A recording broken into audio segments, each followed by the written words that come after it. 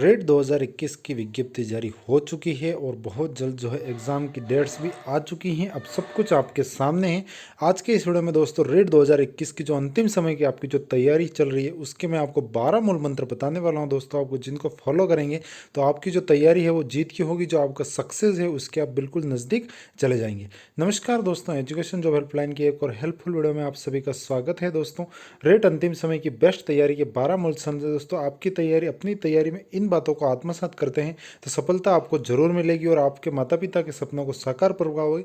अपने लक्ष्य को केंद्रित कर इन बातों का पालन जरूर करें। तो दोस्तों आज की इन बातों को आपको फॉलो अप करना है, जो आपकी रीट की तैयारी है उसको निखार लाएंगी। तो दोस्तों वीडियो थोड़ा सा 10 मिनट 10-12 मिनट का अभी उससे भी कम में बन जाएगा। उस वीडियो को पूरा वॉच कीजिए, आपको बहुत अच्छे बेनिफिट्स देखने को मिलेंगे आपकी लाइफ में। जो आपकी जो अभी की जो लाइफ है प्रेजेंट लाइफ, उसमें पॉजिटिविटी आएगी और आप अच्छे से तैयारी कर पाएंगे, कुछ बेहतर कर पाएंगे अपने लिए, अपने माँ बाप के सपनों के लिए। तो चलिए दोस्तों सबसे पहला मूल मंत्र की बात करते हैं। जो सबसे ज़्यादा मुझे कमेंट्स देखने को मिलते हैं, हमारे सब्जेक्ट की सीटें कितनी आएंगी, हमारे जिले की सीटें कितनी आएंगी, इस डिस्ट्रिक्ट में कितनी सीटें आएंगी, भर्ती का क्या होगा, कोर्ट में जाएगी। दोस्तों जो भी बातें हैं वो विज्ञप्ति में क्लियर हो गई हैं और लगभग जो माननीय शिक्षा मंत्री महोदय की प्रेस कॉन्फ्रेंस थी उसमें भी बातें क्लियर हो गई। तो इन सब बातों को भूलना है, आपको सिर्फ एक सीट की ज़रूरत है। इसलिए अब आपको जो है कोर्ट में जाएगी तो जाएगी, उस टाइम देखा जाएगा। आपको जो है अपनी केवल कंप्लीटली जो तैयारी है उस पर फोकस करना है और आपको ये कंप्लीटली इस दिमाग में से ये निकाल देना है कि कितनी सीटें हैं, भर्ती का क्या होगा, इस बारे में कुछ भी नहीं दोस्तों। आपको केवल और केवल 25 अप्रैल ध्यान रखना है। आपकी चिड़िया की आँख केवल 25 अप्रैल है, उसको तैयारी करके। और जो आपका सिलेबस जारी, वैसे जो नॉर्मली सिलेबस वही है क्योंकि पार्टिकल वाइज जो खंड वाइज दे दिया था, उसके बाद कुछ चेंजिंग होगी तो वो समय अनुसार पता चल जाएगा जैसे विज्ञापन आ जाएगा। तो इन बातों में ज़्यादा चिंता नहीं करनी है, आपको केवल एक सीट की ज़रूरत है, आप उस हिसाब से तैयारी कीजिए। रेट 100 दिन की तैयारी में दूसरा मूल मंत्र है, अब इस अंतिम समय में किताबों में भ्रमित नहीं होना है। दोस्तों बहुत ज़्यादा मैं देखता हूँ लास्ट तक स्टूडेंट्स कहते हैं कौन सी किताब बेस्ट है, कौन सी किताब बेस्ट है। मेरे दोस्त अगर आपने अभी तक किताबों का ही डिसीजन नहीं ले पाए तो फिर दोस्तों आप ऐसा नहीं चल पाएगा। आपने किताब कोई ना कोई पढ़ी होगी, इतने दिन से आप ऐसे नहीं बैठे होंगे कि मैं 150 दिन से पहले तैयारी शुरू करूंगा ऐसे करके। तो आपने जो भी किताब चूज़ की है उस पर विश्वास रखिए। आपने भी बहुत अच्छी जो भी है देखी होगी, स्ट्रेटेजी के साथ ही उसको चूज़ किया होगा। किताबें बदलने की बजाय आप जो टाइम टू टाइम रिवीजन पर फोकस करें। मैं हमेशा कहता हूँ दोस्तों, आप एक ही किताब, एक ही सब्जेक्ट की अलग अलग 10 किताबें पढ़ो, उससे बेहतर है एक ही सब्जेक्ट की एक किताब को 10 बार पढ़ो।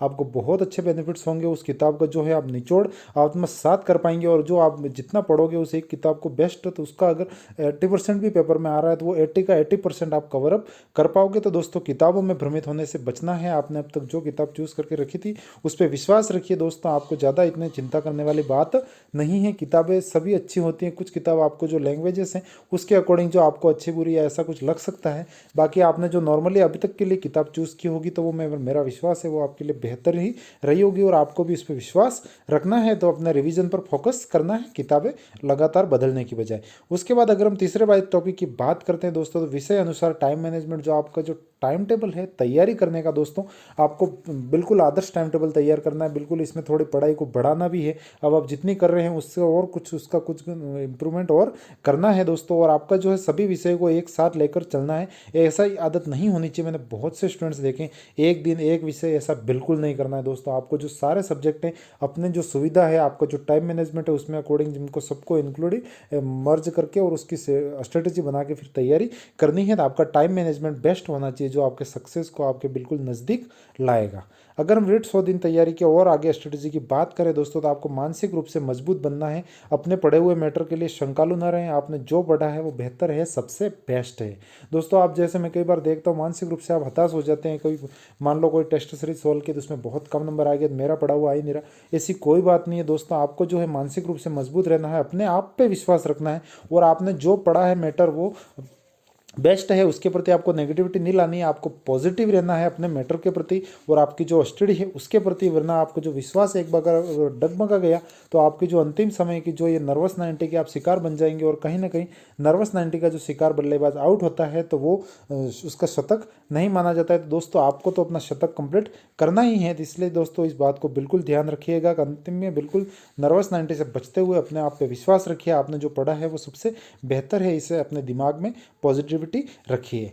पॉइंट नंबर अगर हम पाँचवें मूल मंत्र की बात करें दोस्तों, तो जो बहुत ज़्यादा कन्फ्यूजन देखने को मिलते हैं, जैसे 18 को कोचिंग का ऐलान हुआ, कोचिंग खुलने वाली है अभी, और तरह तरह के एडवर्टाइजमेंट भी आने लग गए न्यूज़पेपर वगैरह सब जगह पर। तो दोस्तों आपको कोचिंग या सेल्फ स्टडी, तो मेरा सजेशन दोस्तों सुन लीजिएगा आप, अब अंतिम समय में दोस्तों कोचिंग ज्वाइन करने से बचना चाहिए, सिर्फ सेल्फ स्टडी आपको करनी चाहिए दोस्तों, ये मेरा सजेशन है। नीचे एक और लाइन मैंने इंक्लूड की है, अगर आपको लगता है मुझे कोचिंग करूंगा तभी बेहतर कर पाऊंगा, अगर आपके मन में लग रहा है कि नहीं मैं बहुत अभी पीछे चल रहा हूं तो मैं कोचिंग करूंगा तो और बेहतर कर पाऊंगा, तो दोस्तों अभी भी आप चाहो 50 दिन और आप कोचिंग कर सकते हो। 50 दिन से ज़्यादा जो आपके अंतिम जो 50 दिन होने वाले हैं, जो लास्ट एग्जाम से पहले के, उन 50 दिनों में सिर्फ सेल्फ स्टडी पर ध्यान देना है दोस्तों। इन कोचिंगों में जाना, करना, बैठना, इन चीज़ों में ज़्यादा टाइम वेस्ट नहीं करना है। कुल मिला के मैं जो लास्ट के 50 दिन में अगर आप कोचिंगों में तब तक डोल रहे हो इधर उधर, तो इस बात को छोड़ दीजिए दोस्तों। आपको जो लास्ट के 50 दिन है वो कम से कम सेल्फ स्टडी पर देने हैं।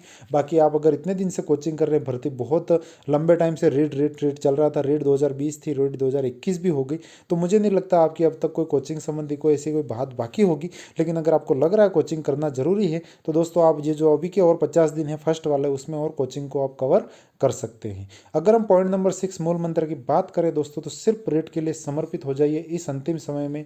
दोस्त, रिश्तेदार, पार्टियां, दूर जाकर जितने भी रिश्तेदारों में जो भी हो रहे हैं, अपने फंक्शंस हो रहे हैं, इन सबको छोड़ दीजिए दोस्तों। आप चाहे जो अपना निजी जीवन है या फिर अपना जो भी जितना भी जीवन है, चाहे वो स्टेटस वाली लाइफ है या फिर कुछ भी है, तो उसमें दोस्तों उसको छोड़कर केवल रीट के लिए समर्पित कर दीजिए दोस्तों।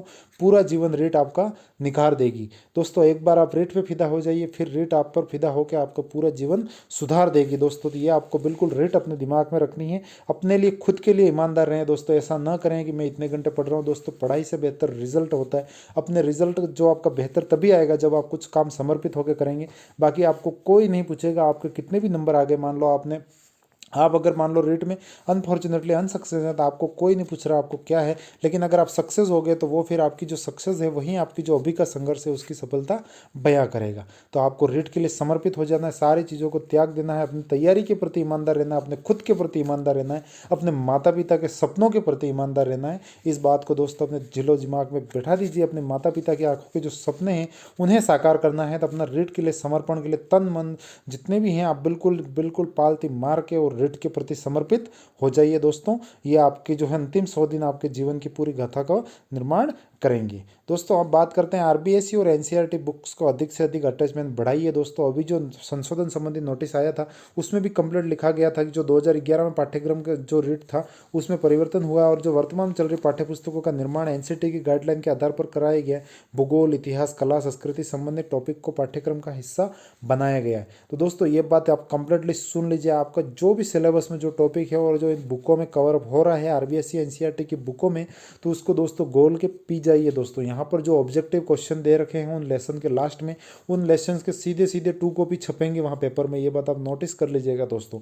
तो आरबीएससी एनसीईआरटी वाले बुक्स हैं, इनके कंप्लीट शॉर्ट नोट्स तैयार कीजिए, या फिर आप जैसे भी आपका पढ़ने का तरीका है उस अकॉर्डिंग इनको दोस्तों रिवीजन मार के अच्छे से पढ़ाई कीजिए दोस्तों। ये बुक्स बहुत अच्छा है, इस बार आपको बहुत अच्छा मैटर इन बुक्स में से देखने को मिलेगा दोस्तों। राजस्थान जीके ऐड हुआ नहीं हुआ उस बारे में भी आपको कंफ्यूज नहीं होना है। फर्स्ट लेवल के अगर हम देखते हैं तो ईवीएस में जितने भी टॉपिक है वो चाहे भूगोल वगैरह है तो उसमें सारी बातें राजस्थान की आ जाएगी, ये बात आप ध्यान कर लीजिएगा दोस्तों। अब जितने भी ईवीएस में पहले 2-3 क्वेश्चन देखने को मिल रहे थे, लेकिन इस बार आपको ज़्यादा देखने को मिलेंगे। मैं मान सकता हूँ दोस्तों आपको ईवीएस में 12 से 13 क्वेश्चन स्पेशली राजस्थान के देखने को मिल सकते हैं। बाकी एसएस वालों के भी राजस्थान रिलेटेड हो जाएगा।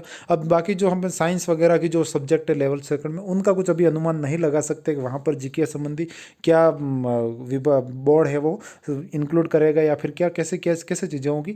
जो भी है सिलेबस आने के बाद फाइनल हो जाएगा। बाकी दोस्तों आपको कुल मिला के सारी यही आरबीएससी एनसीईआरटी की जो बुक है उसमें आपको बिल्कुल उतर जाना है और उसको अच्छे से रिवाइज करना है। 8वां अगर जो हमारा मूल मंत्र की बात करें दोस्तों, तो आपको टेस्ट सीरीज का अच्छे से अभ्यास करना है दोस्तों। अब तक आपने रीट का सिलेबस कई बार कर लिया होगा क्योंकि बहुत लंबे समय से रीट चल रही है, तो आपको जो है टेस्ट सीरीज का लगातार अभ्यास करना है। और दोस्तों केवल अभ्यास करने से काम नहीं चलेगा, जो आप गलतियां कर रहे हैं उनको विश्लेषण कर उन्हें दूर करें दोस्तों। आप भले सप्ताह में 2 टेस्ट पेपर सॉल्व करें, लेकिन एक दिन टेस्ट पेपर सॉल्व कर रहे हैं तो उसको तुरंत या तो एनालिसिस करें कि आपने क्या क्या मिस्टेक्स की, आप कहाँ मात खा गए, या फिर आप दूसरे दिन उसका विश्लेषण करें और उन गलतियों को लगातार सुधार करें, वरना आप टेस्ट सीरीज सॉल्व करते रहेंगे। और अगर आप चाहते हैं टोटल, आप केवल टोटल मार्क्स देखते हैं और उसके आधार पर टेस्ट सीरीज सक्सेस देखते हैं, ऐसा नहीं है दोस्तों। आपको जो है एनालिसिस करना है, अपने खुद का विश्लेषण करना है कि मैं इस पार्टिकल में कमज़ोर पड़ रहा हूँ, मेरी ये कमजोरियाँ हैं, मेरी ये स्ट्रॉन्ग है, मेरी ये वीकनेस है, इनको डिवाइड कीजिए और जो वीकनेस पॉइंट है उनको बिल्कुल पॉइंट वार सेटल कीजिए कि मेरी ये जो मेरे प्रॉब्लम्स है इनको सबका मैं बिल्कुल उस फिर जो लास्ट के 3-4 दिन है उन जो प्रॉब्लम्स आ रही है, जो आपकी वीकनेस है, उसको स्ट्रांगनेस बनाने में कोशिश कीजिए। उसके बाद फिर अगले टेस्ट सोल्व कीजिए। फिर देखिए जो आपकी जो प्रॉब्लम्स आ रही थी, तो आपने उन सब प्रॉब्लम्स को अच्छे से मेरे को लगता है फेस कर लिया होगा दोस्तों। जितना आप जो अपने खुद के लिए एनालिसिस करेंगे, जो सेल्फ एनालिसिस होता है दोस्तों, तो आपको खुद को विश्लेषण करके जो है अपने गलतियों को भी दूर करना है। टेस्ट सीरीज का भी मतलब भी यही होता है कि आप इतनी गलतियां कर करके और इतना इतना सुधार कर लें कि आपको पेपर वाले दिन आपके लिए कुछ भी, आपको गलती जैसा करने के लिए कुछ भी 0.01% भी संभावना नहीं बचे। इतना आपका जो मेंटलिटी आपका इतना मजबूत हो जाना चाहिए और आप बिल्कुल स्ट्रांगनेस और जैसे किंग मेकर की तरफ बनकर उभर कर सामने आए 25 अप्रैल के दिन। उसके बाद अगर हम दोस्तों 90 पॉइंट की बात करें दोस्तों, तो प्रश्नों का अभ्यास करें, मनोविज्ञान व शिक्षण विधियों के प्रश्नों की प्रकृति को समझें। दोस्तों आपको जो है केवल तैयारी, केवल ऐसा नहीं है अंधाधुंध जो आप जो बुक्स है उनको पढ़ते जा रहे हैं, आप उन जो प्रश्नों की प्रकृति है, जो मनोविज्ञान शिक्षण मनोविज्ञान में कैसे क्वेश्चन पूछे जा रहे हैं, शिक्षण विधियों में कैसे क्वेश्चंस आ रहे हैं, तो उनकी प्रकृति को समझना है दोस्तों आपको, और उसी अकॉर्डिंग अपनी जो तैयारी है उसको मोड़िए।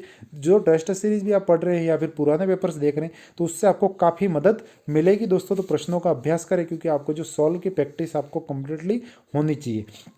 अब वो बात गई दोस्तों कि ये सिद्धांत किसने दिया, ये कहाँ दिया। जो आपके जीवन में व्यवहारिकता में अगर आपने मनोविज्ञान को उतार दिया, तो आप मनोविज्ञान में कभी अनसक्सेस नहीं होंगे दोस्तों। तो अपने जीवन से संबंधित बना के, चाहे वो शिक्षण विधियाँ है, चाहे मनोविज्ञान है, उसको तैयार कीजिए। उसकी जो है जो कॉन्सेप्ट है उसको समझिए, तो फिर आप जो क्वेश्चन है वो ईजिली कर पाएंगे। बाकी जो ये सिद्धांत किसने दिया, ये कितने प्रकार का होता है, ऐसा कोई क्वेश्चन आपको एक भी क्वेश्चन देखने को नहीं मिलेगा। ये बात ध्यान कर लीजिएगा दोस्तों। जब तक आपका जो भी जो कॉन्सेप्ट है उसको क्लियर करोगे, तब भी जो आपका जो व्यवहारिकता का जो क्वेश्चन आएगा उसको आप सॉल्व करने पाएंगे। तो रटने की बजाय समझने पर जोर देना है। आपकी जो फर्स्ट लैंग्वेज है, सेकंड लैंग्वेज है, उनमें अच्छी तरह से पकड़ बनानी है दोस्तों। लैंग्वेज को आप स्ट्रॉन्ग या वीकनेस करके बिल्कुल छोड़ेंगे नहीं दोस्तों। आपको ओवर कॉन्फिडेंस भी नहीं होता है कि मेरा लैंग्वेज बहुत स्ट्रॉन्ग है, मैं कर लूँगा। दोस्त, मेरे दोस्त, आपको लैंग्वेज में कभी भी ओवर कॉन्फिडेंस नहीं होना। लैंग्वेज ऐसी चीज़ है, आप जितना अभ्यास करोगे उतना बेहतर रहेगा। तो अपनी भाषाओं पर अच्छी पकड़ बनानी है और उनकी स्ट्रेटजी से तैयारी कीजिए दोस्तों। व्याकरण है वो रटने की बजाय अभ्यास के साथ समझना है। उसके बाद दोस्तों जो हिंदी अगर आपकी लैंग्वेज रहेगी, सीधी सी बात है, तो माध्यमिक शिक्षा बोर्ड की जो 9-12 की बुक है उसको आप जरूर पढ़िए। वहाँ से जितने भी जो व्याकरणिक दे रखे हैं, चाहे वो विलोम शब्द है, पर्यायवाची शब्द, उन सबको अच्छे से अपने आंखों से निकाल दीजिए। इतनी बार निकाल दीजिए कि परीक्षा में कुछ भी आए आपका सीधा झपट्टा उससे जो सही ऑप्शन है उस पर ऊपर जाके पढ़ना चाहिए। तो दोस्तों ये आपको जो भाषाओं पर अच्छी पकड़ बना के तैयारी करनी है, ताकि जो आप सक्सेस के अपने करीब जा सकें। अगला अगर हम लेवल 1 के अकॉर्डिंग देखते हैं दोस्तों, तो आपको जो कई बार स्टूडेंट्स कहते हैं कि मेरा मैथमेटिक बहुत कमज़ोर है, मेरा तो 10th में बाई ग्रेस पास हुआ था, इसलिए मैं मैथमेटिक में ज़्यादा कुछ कर नहीं पाता हूँ। दोस्तों ये बिल्कुल बात छोड़ दीजिए। गणित को अपनी कमजोरी नहीं माने, बल्कि बार बार अभ्यास से इसको मजबूत बनाएं। सीधी ट्रिक आपको कोई भी सॉल्व नहीं करनी है गणित में दोस्तों, ऐसा कुछ भी नहीं है। ऐसी क्या गारंटी है कि आप जो जिस सवाल की ट्रिक सीख रहे हैं वही सवाल उसी टाइप का सवाल आ जाएगा दोस्तों। वहाँ पर 2-3 टाइप के इंक्लूडेड जो मटेरियल होता है वो इंक्लूड होकर और जो सवाल है वो पूछे जाते हैं। तो आपका जो सवाल की प्रकृति है, उसका जो सिंपल मेथड है उसको समझते हुए सवाल को हल करना है। उससे क्या होगा दोस्तों कि आपके जो है गणित को आप अच्छे से सॉल्व कर पाएंगे। और एग्जामिनर अगर कुछ आपके जो क्वेश्चंस पेपर जो सेटलमेंट है वो कुछ घुमा फिरा के भी क्वेश्चंस पूछेगा, तो आप जो है उस क्वेश्चंस के साथ जजमेंट बैठा के और आप अच्छे से उस क्वेश्चन को सॉल्व कर पाएंगे। तो मेरी सलाह यही है दोस्तों, सीधी ट्रिक से बचना है और सिंपल मेथड से सवाल हल करना है। अगर हम इसकी 12वें टॉपिक की जो हमारा 12वां मूल मंत्र है उसकी बात करें दोस्तों, तो जो मोबाइल से दूरी डैश लगा के मैंने आपको सदुपयोग की बात की है, तो दोस्तों इसमें यही है, इस अंतिम समय में आपको मोबाइल से दूरी बेहतर रहेगी।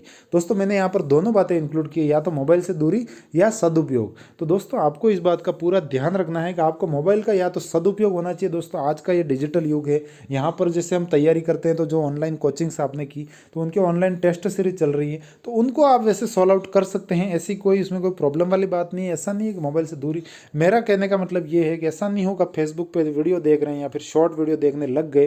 दोस्तों मैं आपको कह रहा हूँ, आप कुछ काम करने के लिए आप सोचेंगे मैं 5 मिनट के लिए मोबाइल उठाता हूँ, लेकिन आप ये जो सोशल मीडिया का माया जाल है इसमें अगर आप घुस गए तो आपको पता भी नहीं चलेगा आपका 1 घंटा या फिर आपकी जो अभी जो गोल्डन लाइफ टाइम चल रहा है, जो आपका गोल्डन टाइम बोल सकते हैं दोस्तों।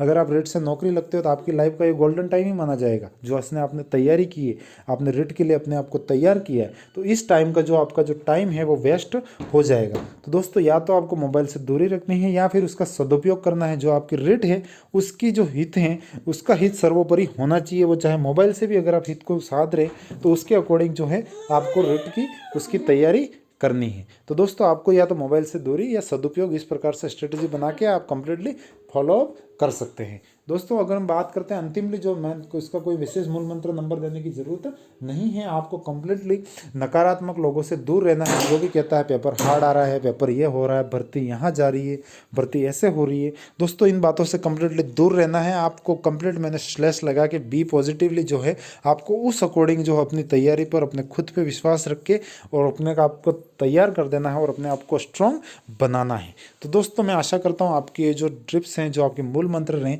यह आपकी जो तैयारी है उसके इम्प्रूवमेंट और उसकी बेस्ट ऑफ बेस्ट परफॉर्मेंस के लिए बहुत ज़्यादा हेल्पफुल रहेंगे। आप अच्छे से पढ़ पाएंगे, अपने माता पिता के सपनों को साकार कर पाएंगे। एजुकेशन जॉब हेल्पलाइन पूरी की तरफ से आपको बहुत बहुत बेस्ट ऑफ लक दोस्तों। अच्छे से पढ़िए, तैयारी कीजिए, अपने माता पिता के सपनों को साकार कीजिए, खुद के प्रति ईमानदार रहिए, अपनी पढ़ाई के प्रति ईमानदार रहिए, रेट के प्रति ईमानदार रहिए। जिस दिन आपका रिजल्ट आएगा उस दिन आपके सपने ज़रूर साकार होंगे दोस्तों। इन सपनों को साकार होने से कोई नहीं रोक सकता, केवल आप जो है अपनी ईमानदारी है उसके साथ जजमेंट अच्छा रखिए। तो दोस्तों मैं आशा करता हूँ आपके लिए बहुत हेल्पफुल रहा होगा। इसी प्रकार के हेल्पफुल वीडियो के लिए चैनल को सब्सक्राइब कर दीजिएगा, बेल आइकन को ऑन कर दीजिएगा। मिलेंगे और किसी नए अपडेट के साथ, तब तक के लिए जय हिंद, वंदे मातरम दोस्तों।